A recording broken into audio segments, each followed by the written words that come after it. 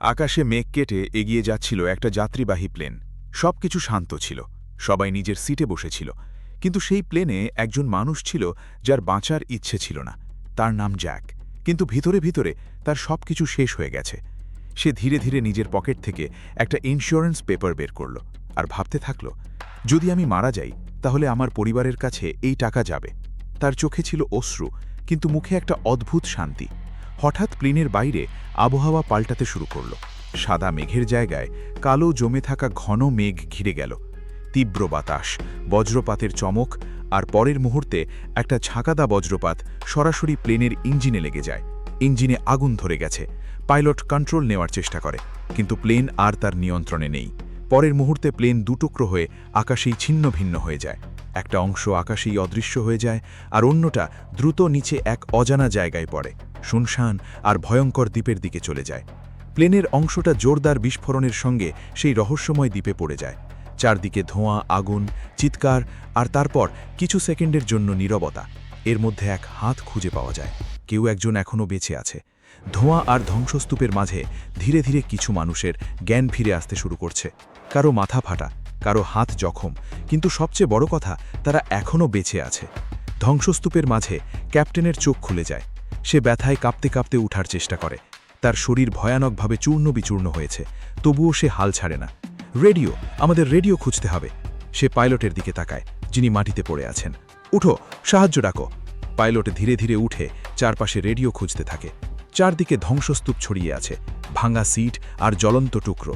তারা ধীরে ধীরে এগোতে থাকে, কিন্তু ঠিক তখনই তার পায়ের কাছে কিছু অদ্ভুত লাগতে শুরু করে, যেন কিছু একটা ঘষে যাচ্ছে। সে থেমে যায়, তার শ্বাস দ্রুত হয়ে যায়। ধীরে ধীরে সে নিচে দেখে, আর পরের মুহূর্তে তার হৃদয় এক মুহূর্তের জন্য থেমে যায়, কারণ তার পায়ের কাছে পড়েছিল একটাই বিশাল সাপের ছাল। ওই ছাল এত বড় যে একজন মানুষ আরাম করে তার মধ্যে ঢুকে যেতে পারে। তার চারপাশে ভাঙা বড় বড় ডিম পড়েছিল। পাইলটের চোখ বিস্তৃত হয়ে যায়। এটা কি? সে এখনই এই ব্যাপারটা বুঝতে শুরু করছে। তখন হঠাৎ জঙ্গলের ভিতর থেকে একটা অদ্ভুত আওয়াজ আসে। সে ধীরে ধীরে পেছনে সরে যেতে থাকে, কিন্তু ঠিক তখনই অন্ধকার জঙ্গলের মধ্যে কিছু সরতে শুরু করে। এক ছায়া ধীরে ধীরে বড় হতে থাকে, আর পরের মুহূর্তে গা ঘেমে ফেলার মতো এক বিশাল সাপ তাদের সামনে চলে আসে। তার মাথা এত বড় যেন একটা গাড়ির সমান, চোখগুলো হলুদ আর রক্তে ভরা। পাইলটের পা কাঁপতে শুরু করে। এখন সে বুঝে গিয়েছিল, সে যে চামড়া দেখেছিল সেটা তারই ছিল। পাইলট পেছনে সরে যায়, কিন্তু তখন অনেক দেরি হয়ে গিয়েছিল। ঠিক সেই মুহূর্তে সেই সাপ বিদ্যুতের গতিতে ঝাঁপিয়ে পড়ে এবং এক ঝটকায় পাইলটকে জীবিত অবস্থায় নিজের মুখে ধরে ফেলে। অন্যদিকে প্লেনের অন্য অংশটিও একই রহস্যময় দ্বীপে পড়ে গিয়েছিল। চারদিকে ধোঁয়া ভরপুর, ভাঙা টুকরো আর যন্ত্রণায় কান্নাকাটি করা মানুষ। কিন্তু কিছু মানুষ এখনও বেঁচে ছিল। তাদের মধ্যে একজন ছিল জ্যাক। সে ধীরে ধীরে সচেতন হতে লাগল। তার শ্বাস-প্রশ্বাস দ্রুত হচ্ছিল, কানে এখনও বিস্ফোরণের গুঞ্জন শোনা যাচ্ছিল। সে চারদিকে তাকালো। কিছু মানুষ কাঁদছিল, কেউ কেউ তাদের জখম চেপে বসেছিল, আর কেউ চিরতরে শান্ত হয়ে গিয়েছিল। জ্যাক ধীরে ধীরে ময়লার ভেতর থেকে বের হচ্ছে, কিন্তু যখন সে বাইলে পা রাখল, তার পা সেখানেই থেমে গেল, কারণ তার সামনে যা ছিল সেটা কোনো সাধারণ জঙ্গল ছিল না। গাছগুলো অদ্ভুত ছিল, তাদের শাখাগুলো বাঁকানো, যেন কারো হাত।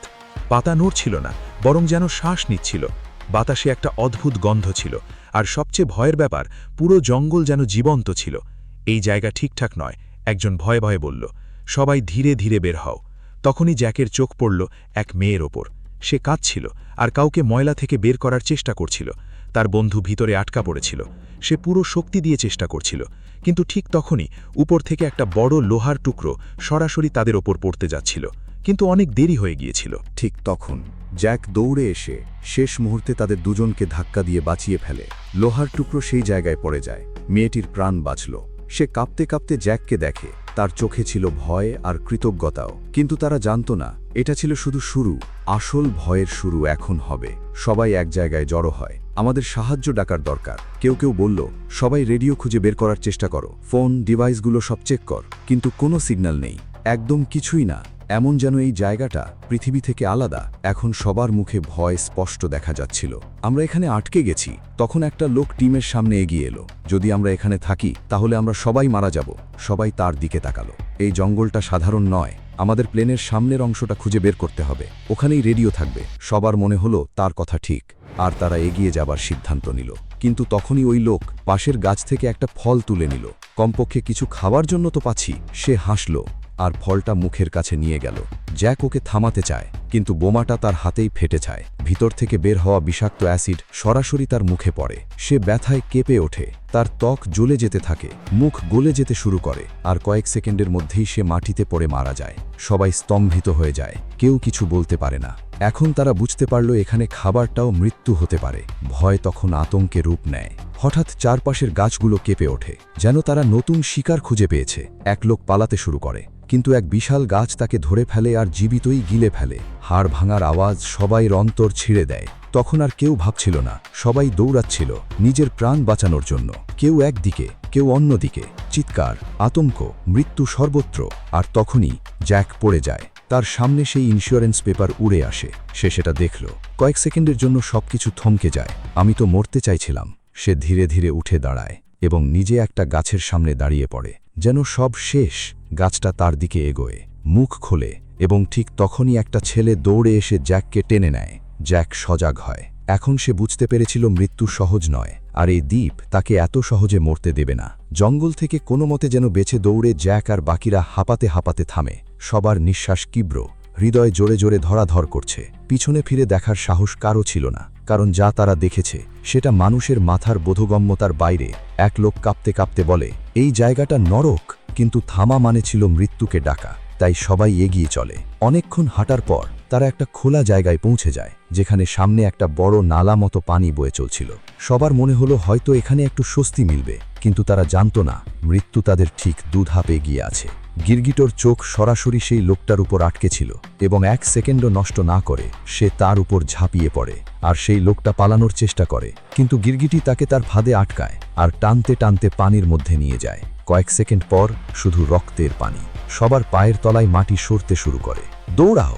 এবার সবাই আবার দৌড়াতে শুরু করে, কিন্তু এইবার মৃত্যু একা ছিল না, কারণ পরের মুহূর্তেই ঝাড়ির মধ্যে থেকে একটি নয়, দুইটি নয়, পুরো একটা মনস্টার লিজার্ডের দল বেরিয়ে আসে। মনস্টার লিজার্ডদের দল চার দিক থেকে তাদের ঘিরে ফেলে। এখন পালানোর কোনো রাস্তা নেই। এক মেয়ে পিছিয়ে পড়ে যায়।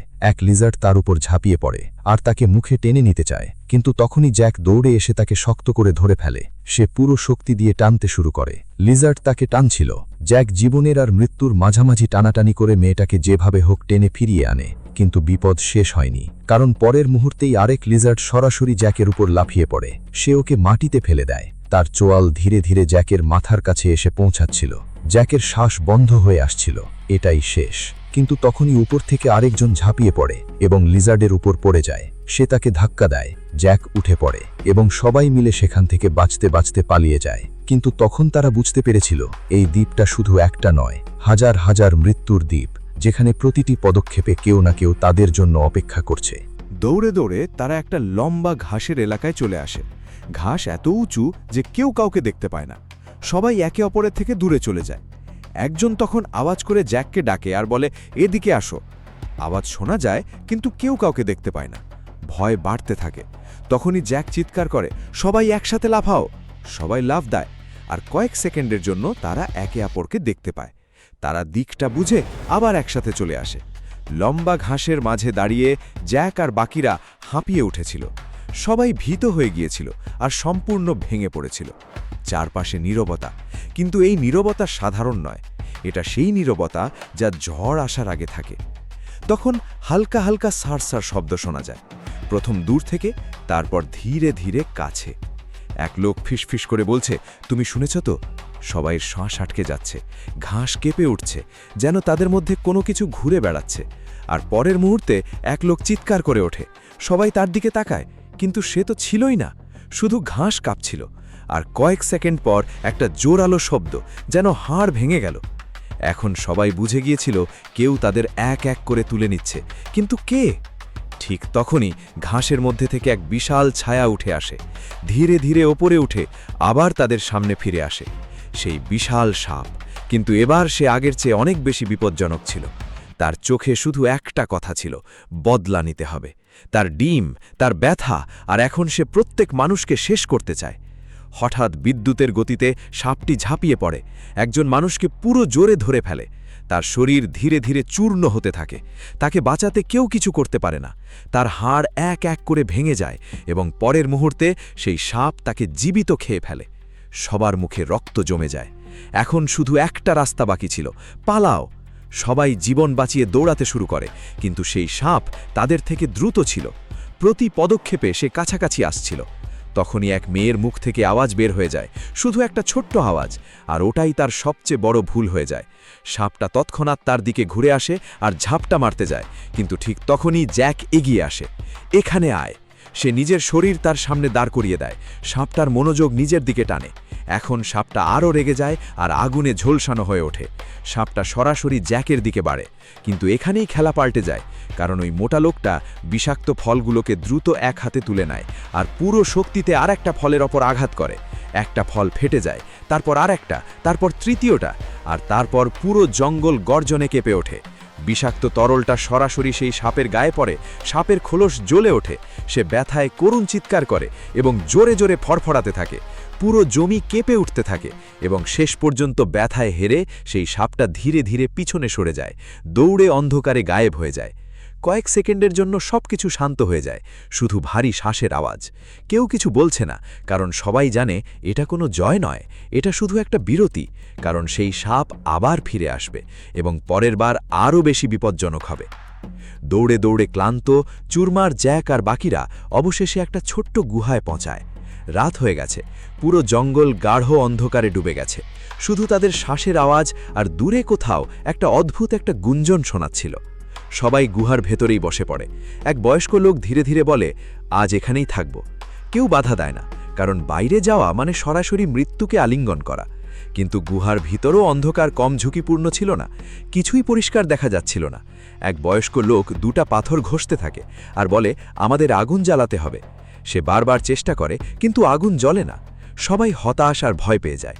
তখন তার চোখ পড়ে জ্যাকের গলায় লটকে থাকা লকেটটায়। লকেটটা জ্যাক তাকে দেয়। সে সেটা পাথরের সঙ্গে ঘষতে থাকে, একবার দুবার, তারপর আগুন জ্বলে ওঠে। কয়েক সেকেন্ডের মধ্যেই গুহায় আলো জ্বলে ওঠে। হালকা আলো পড়ে সবার মুখে, একটু স্বস্তি, কিন্তু ভয় তখনও সেই রকমই। সবাই একে অপরকে দেখে, কেউ কিছু বলে না, কারণ সবার মনে একটাই প্রশ্ন ছিল, আমরা কি সকালে দেখতে পাব? ধীরে ধীরে একটু সময়ের জন্য সবাই একটু ঘুমিয়ে পড়ে, কিন্তু হঠাৎ বাইরে কোলাহলের শব্দ আসে। একজন মানুষ ধীরে ধীরে বলে, কেউ কি শুনতে পাচ্ছ? তখন তিনজন উঠে গুহার বাইরে যায়। বাইরে গাঢ় অন্ধকার, কিন্তু দূরে কোথাও একটা হালকা আলো দেখা যায়। একজন বলে, দেখো, হয়তো রেস্কিউ টিম। তাদের মুখে একটু আশা ফিরে আসে। চিন্তা না করে তারা ওই আলোর দিকে এগোতে থাকে, ধীরে ধীরে। কিন্তু যতই কাছে যায়, হঠাৎ সেই আলো গায়েব হয়ে যায়। নীরবতা, এবং পরের মুহূর্তে পিছন থেকে একটা ভয়ঙ্কর আওয়াজ। তিনজন ধীরে ধীরে ঘুরে যা দেখে, তাদের হৃষ্ট কাঁপে, কারণ সেটা কোনো রেস্কিউ টিম ছিল না, বরং একটা ভয়ঙ্কর মনস্টার ফ্রগ। তার দেহ লেপে থাকা বিশাল আর কোমরে ঝকঝকে আলো ঝলমল করছিল, যা সে তার শিকারকে ফাঁদে ফেলার জন্য ব্যবহার করছিল। হঠাৎ করে সে তার লম্বা জিহ্বা বের করে এক লোককে সরাসরি মুখে টেনে নেয়। এক মুহূর্তের মধ্যেই সে অদৃশ্য হয়ে যায়। বাকিরা ভয়ে স্তব্ধ হয়ে যায়। কিন্তু তখনই জ্যাক আর রুমি কাছে এক পাথরের পেছনে লুকিয়ে শ্বাস আটকে থাকে। তবে তৃতীয় লোকটা এতটা ভাগ্যবান ছিল না। তার স্যুটকেস নিচে পড়ে গিয়েছিল। সে সেটা তুলতে চায়, কারণ তাতে তার মেয়ের কবরের ছাই ছিল, তার শেষ স্মৃতি। সেটাকে ছাড়তে পারছিল না সে। স্যুটকেস টেনে ধরেছে এবং ঠিক সেই মুহূর্তে দানবটা তাকে দেখে ফেলে। পরের সেকেন্ডেই সে তাকে জীবিত ধরে ফেলল। তার স্যুটকেস পড়ে গেল, খুলে গেল, আর তার মেয়ের কবরের ছাই বাতাসে উড়ে গেল। ওই মানুষের চোখ থেকে অশ্রু ঝরে পড়ল, কিন্তু পরের মুহূর্তেই তাকে নিজেও জীবিত মনস্টারের পেটে গিলে ফেলা হলো। এখন সেই মনস্টার তাদের দিকে এগোতে শুরু করল। রুমি ফিসফিস করে বলল, আমাদের পালাতে হবে। 3 পর্যন্ত গোনো। 1, 2, 3। দুজনেই আলাদা আলাদা দিক দিয়ে দৌড়িয়ে গেল, কিন্তু রুমি দৌড়ায় না। সে ওখানেই লুকিয়ে থাকে, কারণ সে চেয়েছিল সেই মনস্টার জ্যাকের পিছু নেবে আর সে বেঁচে যাবে। ওদিকে জ্যাক দৌড়াতে দৌড়াতে হঠাৎ থেমে গেল, আর মনস্টার তার সামনে এসে দাঁড়ায়।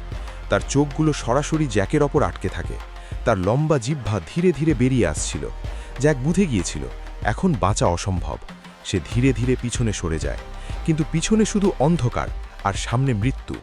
হঠাৎ মনস্টার একটা বড় লাফ দেয়, সরাসরি জ্যাকের দিকে। জ্যাক চোখ বন্ধ করে নেয়, কিন্তু পরের মুহূর্তে এমন কিছু ঘটে যেটা সে কল্পনাও করেনি। পেছন থেকে একটা বিশাল সাপ বজ্রের মতো এসে ওই মনস্টার ফ্রকটাকে সরাসরি মুখে জড়িয়ে ফেলে। জ্যাক সেখানে দাঁড়িয়েছিল। যে মৃত্যু থেকে সে পালাচ্ছিল তাকে কেউ শেষ করে দিল। ওদিকে রুমি গুহায় ফিরে এসেছে। সবাই তার দিকে দৌড়ায়। জ্যাক কোথায়? রুমি কয়েক সেকেন্ড চুপ থাকে, তারপর ধীরে ধীরে বলে, সে মারা গেছে। সবাই স্তম্ভিত হয়ে যায়। ওই দানবটা ওকে টুকরো টুকরো করে ফেলেছে। গুহায় অন্ধকার নেমে আসে। কেউ কেউ কাঁদতে শুরু করে, কেউ কেউ মাটিতে বসে যায়। এখন আশা আরও কমে এসেছে। কিন্তু তখনই বাইরে পাথর হেলানোর শব্দ শোনা যায়। সবাই ভয়ে জমে যায়। সে ফিরে এসেছে। সবাই লুকিয়ে পড়ে, নিঃশ্বাস ধরে অপেক্ষা করে। আর তারপর অন্ধকার কেটে কেউ দৌড়ে এসে বলে, থামো সবাই। বাইরে দেখে তারা চোখ বড় করে ফেলল, কারণ সে ছিল জ্যাক, জীবিত। আর তার হাতে সেই ভাঙা স্যুটকেস, যেটার মধ্যে ছিল সেই লোকটার মেয়ের ছাই। সবাই বিশ্বাস করতে পারছিল না। তুমি জীবিত? জ্যাক কিছু বলল না, শুধু ধীরে ধীরে স্যুটকেসটা মাটির ওপর নামিয়ে দিল। তার চোখে এখন একটা নতুন কিছু ছিল, ভয় না, জীবনের ইচ্ছা। পরের সকাল সবাই মিলে ওই ছাইটা মাটিতে দাফন করল। এক ছোট্ট নীরবতা, এক শেষ বিদায়। জ্যাক আর বাকি সবাই চুপচাপ দাঁড়িয়েছিল। তাদের সামনে মাটিতে পুঁতে রাখা স্যুটকেসটা, এক বাবার শেষ স্মৃতি। কয়েক সেকেন্ডের নীরবতা। তারপর জ্যাক ধীরে ধীরে বলতে থাকল, আমাদের চলতে হবে। সবাই তার দিকে তাকালো। কেউ কিছু না বলে তার পেছনে পেছনে চলতে লাগল। এখন এটা শুধু একটা যাত্রা ছিল না, এটা জীবন আর মৃত্যুর মধ্যে দৌড় ছিল। তারা বড় বড় পাথর পেরোলো, খাড়াখুড়ি রাস্তা দিয়ে গেল। প্রতিটা পদক্ষেপে ভয় ছিল, যে কোনো কিছুই হতে পারে যে কোনো মুহূর্তে। তখনই এক লোকের পা পিছলে গেল আর সে নিচে পড়ে গেল। সবাই থেমে গেল, তাকে ওঠালো। কিন্তু তখন রুমির চোখ সামনে গিয়ে থমকে গেল। দেখো, ওই পাহাড় একদম সামনে, মানে তারা তাদের গন্তব্যের খুব কাছে ছিল। কিন্তু ভাগ্য এখনও তাদের ছাড়ে দেয়নি। তখনই জ্যাকের নজর পড়ে মাটিতে। কিছু চাপা থাকা জিনিস সে বের করে আনে, আর যতই দেখে তার হাত কাঁপতে থাকে, কারণ সেটা ছিল এক বিশাল সাপের তাজা ঝরানো চামড়া। আর সেটা আগের থেকেও বড় ছিল, মানে সেই সাপ এখানেই কোথাও ছিল। সবার মুখে আবার ভয় ফিরে আসে। তখন হঠাৎ আশেপাশের সব পাখি উড়ে যেতে শুরু করে। জঙ্গলে হুলস্থুল পড়ে যায়, মাটি হালকা হালকা কেঁপে ওঠে। জ্যাক ধীরে ধীরে ফিসফিস করে, দৌড়াও। কিন্তু তখন অনেক দেরি হয়ে গিয়েছিল। হঠাৎ একটা বিশাল ছায়া উপরের পাথরে ওত পেতে থাকে, আর পরের মুহূর্তে সবার সামনে দাঁড়ায় সেই বিশাল সাপ। কিন্তু এবার ওটা আগের চেয়েও বড় আর বেশ ঝুঁকিপূর্ণ ছিল। হঠাৎ করেও জোরে ঝাপটা মারে। সবাই ভয়ে দৌড়তে লাগল। কেউ কেউ একটা পাথরের ফাঁকে ঢুকে পড়ল। কিন্তু সেই সাপও নিজের সব শক্তি দিয়ে পাথর ভাঙতে লাগল। প্রতি আঘাতে পাথর ফেটে যেতে থাকল। আর এখন তাদের কাছে সময় ছিল না। সবাই আবার দৌড়তে লাগল, কিন্তু সাপ তাদের থেকে 2 ধাপ এগিয়ে ছিল। প্রতিটি বাঁক, প্রতিটি পথে এসে তাদের পিছনে লেগেছিল। অবশেষে তারা এক অন্ধকার গুহায় ঢুকে পড়ল। ভিতরটা পুরা অন্ধকার, আর মাটি চিড়ে ফিসল ছিল। দাঁড়াতেও কষ্ট হচ্ছিল। কিন্তু পেছনে ছিল মৃত্যু, তাই তারা এগোতে শুরু করে, ধীরে ধীরে পিছলে পিছলে। কিন্তু ঠিক তখনই উপরের দিকে ছাতুর একটি দল তাদের ওপর আক্রমণ করে। সবাই ভয়ে কাঁপতে থাকে। একজন পিছলে পড়তে থাকে নিচে, কিন্তু জ্যাক তাকে ধরে ফেলে। ধরে রাখো, সে সব শক্তি দিয়ে টেনে ধরে। ঠিক সেই মুহূর্তে নিচ থেকে ওই সাপ গুহার ভিতরে ঢুকে পড়ে। তার মুখ সরাসরি তাদের নিচে, আর পরের মুহূর্তে সেই লোকটার হাত ছাড়িয়ে যায়। সে সরাসরি সেই সাপের মুখে পড়ে যায়, এবং সাপটা তাকে জীবিত গিলে ফেলে। এখন আর কেউ থামে না, সবাই দৌড়তে থাকে, আর যেভাবে হোক গুহাটা পার করে বাইরে আসে। বাইরে একটু দূরে তারা প্লেনের একটা অংশ দেখতে পায়। জ্যাক আর বাকি বেঁচে থাকা লোকেরা দ্রুত ওই প্লেনের ভাঙা অংশের দিকে এগোতে থাকে। এখন তাদের হাতে শুধু একটা আশা ছিল, রেডিও। যদি সেটি কাজ করত তাহলে তারা বাঁচতে পারত। কিন্তু তারা জানত না মৃত্যু তাদের আগে থেকেই অপেক্ষা করছিল।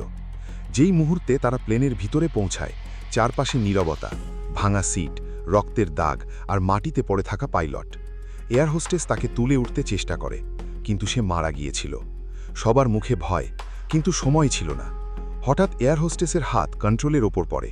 প্লেনের ইঞ্জিন চালু হয়ে যায়। একটা আশা ছিল, কিন্তু এখনও সব শেষ হয়নি। ওদিকে জ্যাক নিচে নামছে।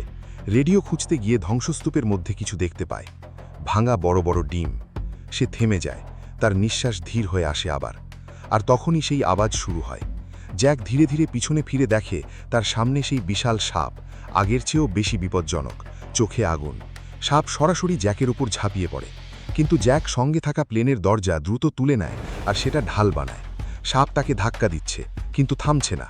তারপর আবার আক্রমণ করছে, আর বারবার। প্রত্যেক আঘাতের সাথে জ্যাক পিছনে ঠেলা খাচ্ছিল। হঠাৎ সেই মেয়ে কুঠারি নিয়ে দৌড়ে এসে সাপটার ওপর আঘাত করে, কিন্তু ওই বিশাল দেহে তার কোনো প্রভাব পড়ে না। এখন সাপটা তাদের ঘিরে ফেলেছিল, কিন্তু আসল ভয় এখনও বাকি ছিল, কারণ অন্ধকার থেকে আরও দুটো সাপ বেরিয়ে আসে। এখন তাদের সামনে একটা না, 3টে দরিন্দা দাঁড়িয়েছিল। এখন বাঁচা অসম্ভব লাগছিল। তখন রমি এগিয়ে আসে। সে চিৎকার করে, ইঞ্জিন চালু করো, আর নিজে প্লেনের ওপর ঝাঁপিয়ে পড়ে। সে সাপগুলোর দৃষ্টি নিজের দিকে আকর্ষণ করে। এখন সে পালাচ্ছিল না, সে লড়াই করছিল, নিজের পাপের হিসাব মিটাচ্ছিল। সাপগুলো ওর দিকে এগোচ্ছে, ধীরে ধীরে ঘিরে ধরে। তখন ওইদিকে ইঞ্জিন স্টার্ট হচ্ছিল, কিন্তু সময় লাগছিল। ঠিক তখনই এক সাপ প্লেনে ঢুকে গেল আর এক মহিলাকে জীবিত গিলে ফেলল। সবাই চিৎকার করে উঠল। পরের নম্বর এয়ার হোস্টেসের, কিন্তু মাঝখানে ওই মোটা লোক লাফ দিয়ে পড়ল আর সাপটা তাকে ধরল। সে তাকে গিলে ফেলল, আর ওর কারণে এয়ার হোস্টেস বাঁচল। ওদিকে ইঞ্জিন পুরা জোরে চালু হয়ে গেল। তীব্র বাতাস আর ভয়ানক আওয়াজে সাপগুলোকে বাতাসে টেনে নিচ্ছিল। তারা টিকতে পারল না, আর পরের মুহূর্তে 3 সাপই ইঞ্জিনের ব্লেডে আটকা পড়ল। তারা টুকরো টুকরো হয়ে যায়। সবাই স্তম্ভিত হয়ে থাকে। কিন্তু এই জয় অসম্পূর্ণ ছিল, কারণ হঠাৎ পুরো জমি কেঁপে ওঠে, জোরে জোরে, যেন ভূমিকম্প এসে পড়েছে। তারপর জমি ফেটে যায় এবং একটা বিশাল সাপ বেরিয়ে আসে, যে পুরো দ্বীপটা তার সামনে ছোট লাগে। সবার মুখে ভয়। এটা কি? সেই সাপ একটিবারেই রমিকে জীবন্ত গিলে ফেলল। তার চিৎকার আর তারপর নীরবতা। এখন শুধু 2 জন বেঁচে ছিল, জ্যাক আর সেই মেয়ে। তারা দৌড়ে প্লেনে উঠে পড়ে, কিন্তু সেই দানব পুরো প্লেনকে তার শরীর দিয়ে জড়িয়ে ধরে এবং সে কেঁপে উঠতে শুরু করে। প্লেনটা ধীরে ধীরে ভেঙে যেতে থাকে। ভিতরে জ্যাক বুঝতে পারে এখন কিছু না করলে সব শেষ। তখনই তার নজরে পড়ে মাটিতে ছড়িয়ে থাকা জ্বালানি আর সেই সাপের শরীরের ওপর ছড়িয়ে থাকা জ্বালানি। জ্যাকের মাথায় একটা আইডিয়া আসে। সে মেয়েটাকে বলে, দৌড়াও, আর সাপটাকে নিজের দিকে টেনে আনে। সে গুহার দিকে ছুটে চলে। সাপটা রাগে গর্জিয়ে তার পেছনে ছুটে আসে। যতই কাছে আসে, জ্যাক তার লকেট বের করে, পাথরের ওপর ঘষতে থাকে। কয়েক সেকেন্ডের মধ্যেই আগুন জ্বলে ওঠে, আর সে সেটা সরাসরি সাপটার দিকে ছুঁড়ে ফেলে।